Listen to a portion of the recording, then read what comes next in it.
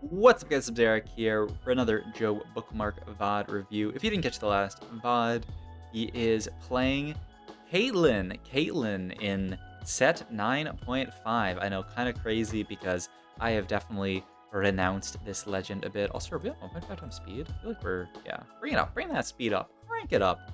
But Caitlyn in 9.5, in the world of a million Orns, he is playing Caitlyn, which I think is really, really cool. If you guys didn't see the last video, Joe has a really, really cool approach to playing Caitlyn this set, where if he hits strong units for a reroll comp, sort of hard commits to that reroll comp, and then uses Caitlyn to spring him even forward, playing around that reroll comp. So like here, he's going to end up picking up Samira just to keep the Noxus comp open potentially. Now, here, something really, really interesting. There were locks in the past. You would see a combination of units that you could lock for. Joe, in this situation, is going to lock for the Jinx plus Graves combo. Really, really nice combo of 2-starred units. Jinx, one of the strongest 2-star 2-cost, probably the strongest 2-star 2-cost that you can hit right now. And you also get to potentially play around Jinx reroll as an option, which is really, really nice. You can level here and just look at the strength of this board here. The only downside is that he's actually a little broke because his board is too good. He has the Renekton 2 startup. He can't actually make Econ here, which feels a little bad, but it's fine because look at how strong his board is. No one is going to have even close to a board as upgraded as this, and it also brings him ahead of anyone else who might think of potentially playing Jinx this game. If anyone wants to play Jinx this game and they look at Joe's board, they go, oh, he's got a Jinx 2 already. Well, I guess we're not playing around Jinx this game. So really, really cool stuff from Joe. And now he basically gets to play Jinx reroll for free, which is a very, very strong comp. He could also, if he hits 0 Jinxes, play for sort of just a push levels, fast 8 style comp. I do think reroll is just in such a good spot that you probably want to play around that version. But something to keep in mind as well, if you hit 0 Jinxes between now and the end of stage 3, then you can just push 8, play around Aphelios. I feel like Aphelios is actually one of the more consistent, vertical gunner Aphelios is one of the more consistent level 8 comps that you can actually play around and do very well with, as opposed to stuff like Challengers or Azir Silco, where if you don't hit everything 2-starred, just edge immediately. But yeah, as you can see, he has hit his board at this point. I'm actually I think something bad happens here, by the way. I'm trying to, I think, I can't recall if this is the game, but I think he says that he's going to pre-level in this situation and then accidentally double levels for the Warwick here. He just wanted to do the single pre-level, but accidentally double levels and has to sell off. Yeah, as you can see, Joe is oh yeah, that's not exactly what I want to go for, but all good. He ends up winning the fight, so as long as he can keep his streak, it's okay. And he's playing Caitlyn, so he got to double level there and still make 10, which is kind of incredible, but that's, just the power of Caitlyn. In this position, we're going to look to finish our Jinx item. Last Whisper is really good. Renan's is really good. Last Whisper, I feel like, is almost necessary. The problem is it's stuck on a 1 cost, so you're probably going to take Renan's here, especially on that 3 cost. If it's, yeah, I actually think because the 3 cost got taken, I might have actually preferred LW here, but I think Joe's someone who really prefers just as many Renans as you can possibly get. Interesting here that he gets another Echo. Curious to see what he actually does with it. He's going to get Bruiser in here just to play his strongest board here. Makes a lot of sense. The other option is you can play around the double Echo and try to make 20, but if you lose, and it's very reasonable that you would lose if you don't play this Bruiser here, you can have a very bad time. So yeah, he's just going to play around the Bruiser front line, and look how strong his board is with the Renekton 2 that he hit and the Jinx 2 to back that up. He hit 1 upgrade this game, but because of Stars Are Born, he hit 3 upgrades, which is really, really cool. And now he's 4 streak 20 gold. Even though he double leveled in this spot, he's completely fine. Now he thinks about playing this Jug version of the board, which I would have to imagine is worse until we find a Warwick. It's probably going to eventually be better because we're going to try to play for Warwick 3 this game and just play for a Jinx reroll angle probably. So that's the type of board that we will, I imagine, eventually try to get into. It's just for now, I don't think that's the sort of board that we want to play. Also, I don't know, the color of this shirt is always killing me. It's so, this shirt is, by the way, the most wrinkly shirt known to man. I ironed this shirt already and it's just so wrinkly. Look, bonobos, you got bought out by Walmart, and that's okay. Everybody sells out. And like honestly, you know, this is one of the first shirts I ever got from you. I love the pattern. Look at these cool little bananas. Like, I mean, this is like the 4th video I'm wearing this shirt in because I'm recording them all in a sequence. So like, it'll be hilarious if someone's like, wait a minute, those are bananas on your shirt. I didn't even notice in any of the previous videos, but yeah, they're bananas. I mean, yeah, maybe it just doesn't register as anything to you guys if you don't pay close attention. In any case, I love the shirt. The designs are so nice, but the wrinkliness, can you guys I mean, honestly, I've gotten some newer stuff from them, and it's actually less wrinkly. Also, not sponsored whatsoever, by the way. I'd love if I got a sponsorship from them. But yeah, not sponsored content whatsoever. But yeah, like, I actually think some of the newer stuff I've gotten from them has been better, but let's not talk about that because well, let's talk about TFT. Joe Bookmark, he actually does something really smart here that I didn't even talk about, where he scouts his opponents and sees that he doesn't actually have to early level here. This is something a lot of people would say, oh, you know, I'm in a really good spot, I'm just going to push level here, waste my gold. But because he sees the rest of the lobby is really weak, he doesn't have to level here, which is really, really smart stuff. Additionally, it looks like he's not interested in frequent flyer. I mean, he gets Jeweled Lotus here as an option. I don't actually completely hate frequent flyer. I guess it's just a bit late to take it, is his thinking here. Is he really gonna go shoplifting? I'd probably just go Lotus. It's like okay in this spot right now. He's gonna go Know Your Enemy, which is another really, really solid option. I feel like units like Gunners tend to do really, really well with, you know, extra crit chance because they're stacking up all of this AD. It is going to be a while before we have like a true multi-carry in this spot. I guess the other thing is that with these double gloves, it's going to be pretty easy for us to make an IE. So it's kind of hard to like imagine making something else. I guess the other thing is like if you took Lotus, you could have slammed a JG, but then you're killing your last Whisper component, which feels really bad. But yeah, Joe is in all ways sort of committed in his head to playing around Jinx reroll in this setup. Sorry for the stutter there. It happens once every 10,000 years, so don't blame me. Really, really cool stuff from Joe here, actually, though, to flex around the Bastion frontline for the Jinx here. He gets in the Taric 2, and then also has items on this Cho'Gath, and then plays around the Shen. Like, what a really cool, flexible line that Joe played that I think a lot of people wouldn't be very interested in playing around. You know, they see a Taric 2 and say, I'm not going to play around this. You know, maybe I'm getting my games mixed up. It actually, maybe he doesn't play Jinx reroll this game. I mean, he is holding on to the 4th Jinx, but with these Bastions hit, you can certainly think about just playing a more vertical, like vertical Gunner plus vertical Aphelios type game. He doesn't have the Jeweled Lotus, so he could go for IE here. It actually feels, I mean, he just has to take frontline item at this point. He doesn't want to take a tier, I would say. So we'll just take Chain Vest for frontline here. But yeah, like, you'd really, really like to finish the last Whisper here, I would say. There's Warwick 2 at least. He does get his Placidium Library here, which I have no clue what he actually ends up taking this game. I think Gunner +1 is just a very solid augment that you would take most of the time, or a very solid like +1 that you would take most of the time. I guess he could also go for like Bastion +1. Zaun +1 is another option, but Zaun +1 is in such a weird spot where you need +2 Zaun to get to 6 Zaun. So then why would you ever take +1 Zaun? But then, like, if you don't ever take +1 Zaun, how are you gonna get to +2 Zaun? Do you guys follow me? Like, I don't really get it completely. It's so weird that it's like a 2, 4, 6 with only 4 units, but I guess they just wanted to have the super chase trait. I guess so.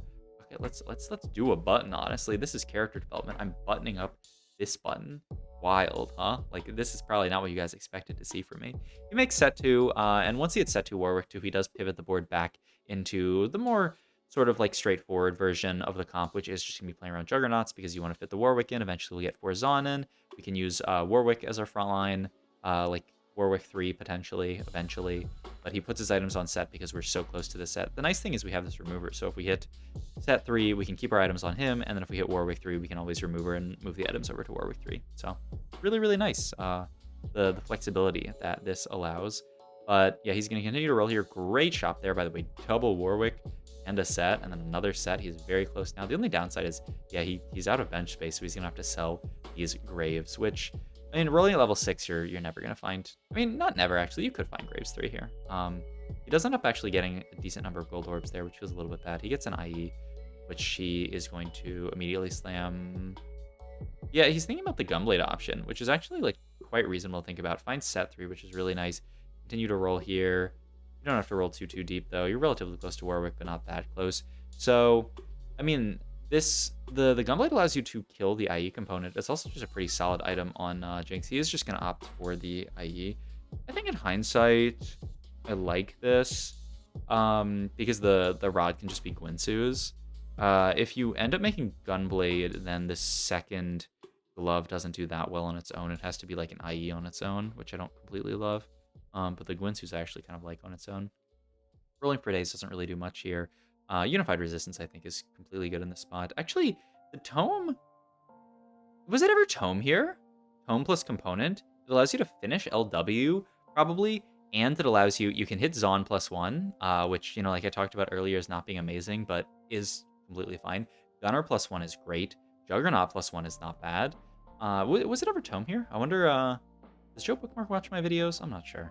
Honestly, I feel like I never see him in the comments sections. He's probably not going to watch this video. But I wonder, though, about the Tome potential here. I mean, Unified is obviously a very solid augment, but yeah, I kind of like Tome here to potentially... I mean, Gunner would be great, Jug would be great, and Zon would be fine. Rogue, worst case would be... Rogue would be pretty bad. The bottom four are terrible, so you would have to hope for one of the top four, and like... Okay, the more I talk about this, the worse it actually sounds, because you really only want Gunner. Jug is okay to play for more vertical Jug, but it's terrible right now. And Zon also, all it does is allows you to count one of the Zon units, and you really want to play Warwick, you really want to play Jinx, you really want to play Echo, so it just allows you to cut Silco later, which, like, Silco's a fine unit. So, kind of the more that I think about that, the more that I agree with Joe's choice. But it's an interesting idea, right? The 4 Zon here, Giga spikes him. It would have been, if he had Zon, if he had taken Zon +1 earlier, which I'm trying to remember, like, where was that an option? Was there, like, an augment that could have given him Zon +1? Like, it was his 3/2 augment that somehow he could have got Zon +1, I think? Or... Oh, no, it was the Tome that he used to get Gunner +1. Duh. Yeah. The other nice thing about Gunner +1 here is that it does allow you to just play for 6 Gunner really easily. Is it just Crown Guard here, by the way? I don't think his item's even that bad. And it does, like, get rid of the component, like the rod that you... I mean, you kind of want the rod is the thing. Like, when you find Aphelios, you'd want to Gwinsu him. I guess it's kind of hard because, like, how are you actually fitting Aphelios on this board? But you can always just put it onto Jace. He's going to continue to just Peepo sit at level 6 because he needs to. Doesn't want to roll, you know, super deep here. He has 84 HP. That is the Caitlyn diff once again. 84 HP. So he just gets to absolutely chill the rest of stage 4, even though, like, his board's not amazing. It's actually, like, not that insane. He does actually win this fight. I mean, the crazy thing is that, like, this happens so frequently, by the way, when you're playing this comp, where you just have a Jinx 2 and you just win fight stage 4, which is, like, so insane to me. But, I mean... just built different, I guess. Just this Jinx unit is not normally. If Jinx, by the way, this video is going to come out Tuesday before the patch, I believe. And the patch should be the next day, so patch notes are probably out by the time this video comes out. If Jinx does not receive nerfs, Riot Games, I'm going down to Riot Games headquarters, and I am going to have a conversation with Mortdog about... I mean, honestly, I'm such a fan. He's such a wonderful benefit to the TFT community. Like, he's such a great guy. And, you know, like, sometimes they make mistakes, but they fix them so quickly. But I think if they don't nerf Jinx this patch, if it's not in the patch notes, I think they're making a mistake. Unless they're, like, Giga nerfing 4-Gunner. Like, they could actually probably fix it without nerfing Jinx. But, you know, Jinx is too gross, man. She's just too gross. But maybe it's 4-Gunner. Maybe, like, if they just take 4-Gunner out back, then you could leave Jinx unchanged. 3-cost dupe here is amazing, by the way. Still can't get his last Whisper, which is wild. Ends up making a Guard Breaker here, and then just Death Cap for Silco here. Finds a Warwick here, and I think it's fine to roll down to 40, but I wouldn't really want to roll too much deeper here. Yeah, sells the units that he doesn't really care about. He is the duplicator, but you really want to hit everything here. And if not everything, at least Jinx plus the Warwick. Then you can move items over to Warwick, because with this Hextech Exoskeleton overcharged, like this unCCable Warwick, you'd really like that to be your main tank, right? As you can see, like, our board's starting to fall off a little bit. You know, the Jinx, a beast stage 4, but 2-star Jinx cannot carry you to stage 5. So we do need to get to this Jinx 3 soon-ish. No need to just, like, roll it to 0 here. And he does find the Warwick and does item remover and move the items over. And now that he finds one Jinx, you can just decide to donkey roll here. Looks for Jinx 3 and finds it. So, yeah. Like, a little bit, he maybe could have sacked one more because he's 70 HP and just been a little bit more wealthy here. I probably would have. But I think, you know, he saw how badly that last fight went. He knows that he probably needs to start saving some HP in situations like this. And he's fighting, like, look at how strong this board he's fighting. You know, upgraded challengers with, like, those augments are insane, by the way. whatever the something of the Fallen, where they get stats when their Fallen allies die. There's also this huge T-Hex player in the lobby. Like, Joe does have to save HP, so I don't hate the play of just rolling down a bit in this situation here to try to save some HP, because, like, if he doesn't, he could very easily just die. So yeah, I kind of like this play, to just play a little bit more aggressively with his gold. And it's also like, all he needs now is to just start pushing levels. I guess like he could eventually get 6 Gunner in, but that's like very far off. That would have to be level 9, right? Or it could be cut here. We'd have to cut like 4 Zon, which I don't love. So yeah, he's hovering over this Redemption here because it's a very, very solid tank item for his Warwick here. He always the Gargoyle, so he doesn't really want to double up on it. But he will probably have to, unless he wants to take like a BT or something. Ooh, interesting. He just greeds for BIS items, and also this is on a Jace, so now he's 1 Jace off Jace 3, and it's a decent Jace item on its own. I think maybe he's considering putting it on Silco is the other option. I mean, surely you're not going to put it on like Warwick, but I think it does fine on Jace here. I think this is pretty good.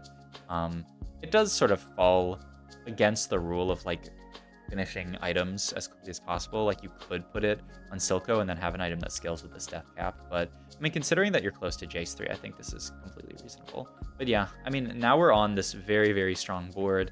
We hit it very quickly. Replay, by the way, on, I think, 7 found Aatrox pair this game, and then found Aatrox 2 on 8, but he can't find Fiora 2. Like, you can see he just has Aatrox 2 there, but no Fiora 2. Found Aatrox 2 before Fiora 2, which is just, I mean, that's a world champion difference, I guess. Like, that's kind of incredible, honestly.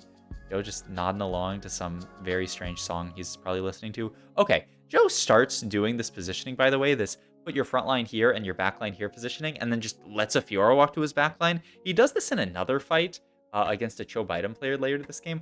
I don't know what this positioning is. Like, obviously it's for something specific. It's for one of his matchups, surely. Like, he doesn't want, like, it's probably some like anti-AoE tech. You know, there's like a Heimerdinger, and he doesn't want the Heimer ult to like hit here and hit backline, but like, I don't know. It's a bit much to just allow the Fiora to just walk straight to your backline, right? Like, that's probably not ideal, I would say. But, you know, he's the one who I'm VOD reviewing, so honestly, like, who am I to judge? We're going to roll down here. He does find the GP. That's 5 Gunner. And then, oh, he immediately sold 6 on and got into the 6 Gunner, or 4 Zon, by the way, and got into 6 Gunner, just because 4 Zon is solid, but, you know, like, this upgrade on Warwick, it's not everything, and 6 Gunner just goes crazy. So yeah, he does end up actually cutting the 4 Zon for 6 Gunner, which, like, I mean, I guess theoretically you can get everything in at 9, but I mean, yeah, you know, 6 Gunner, so good, just so much AD you get from that Chase trade. He's gonna roll down here to try to find Jace here, also to find potentially a Felios too, and also I don't know what else we could play. I'm pretty sure you can't really cut much. You can cut the Echo, and the only downside is that you end up losing Rogue because you are just playing 3 Zon.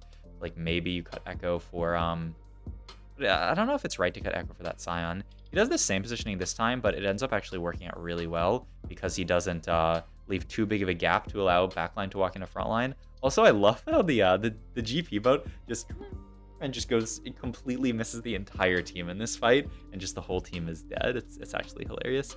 Rolls one more time here, finds another GP. And now he's one off of Jace 3 and GP3. He's also netted himself a top 4 this game. Just 2 more people need to go down. He'll go first. I'm not actually remembering what these boards are. This is a vertical challenger board that actually did hit. Oh yeah, this is the really strong board. The really good augments, vertical challenge, and really good items. Or the Kaisa items leave a little bit to be desired, but the Fiora items are obviously perfect. Really close fight, but Shimmer Injector, that is Jinx's thing, right? She Shimmer Injected there, right? Or am I losing my mind? Shimmer Injector comes Giga Clutch here. Last Whisper or Even Shroud, I think you should take in this situation. Like, Last Whisper definitely better than Evan's Shroud. Also, I mean, all the other items were random emblems, which is kind of hilarious here. Oh yeah, Joe looks at this for a little bit about potentially cutting the set for the Aatrox here. I think he eventually ends up just putting it over the Echo, which I think is the correct place to do it. I do think, like, it's probably not correct Aatrox over set, but, like, I see why. Like, honestly, when I was watching this VOD, I was kind of like, yeah, sure, just put Aatrox in over set. Like, set 3 with 0 items, is he actually doing anything? Like, I don't think so. Also, we get stomped by this comp, by the way.